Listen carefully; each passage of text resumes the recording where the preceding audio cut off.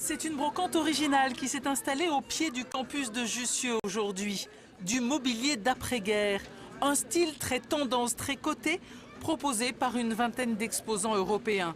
Des luminaires, des tables, des fauteuils, des pièces en plastique de tous les coins d'Europe. Les années 50, c'est la naissance du design. Les écoles commencent à intégrer cette discipline.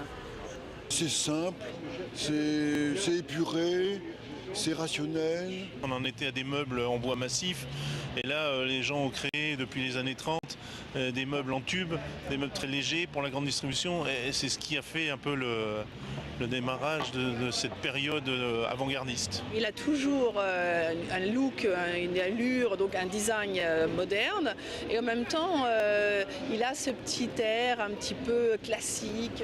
Et parmi les classiques, ce fauteuil modèle allemand, ces plastiques orange de Werner Ponton, ce canapé de République tchèque, ou encore cette œuvre en cuir de Pierre Paulin, l'un des grands designers français.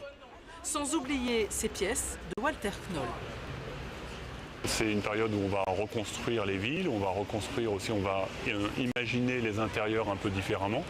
Et là, on va aller chercher donc des modes de production, des matériaux, des formes aussi qui sont nouvelles et innovatrices.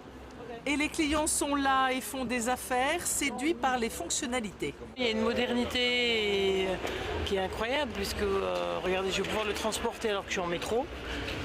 Et ça, les designers, les concepteurs de l'époque, parce que c'est des années 60, on pensait vraiment à tout. Et les deux petites tables partiront à 120 € les deux. Malgré la crise, les Français dépensent encore autour de 10 milliards par an pour leur décoration intérieure.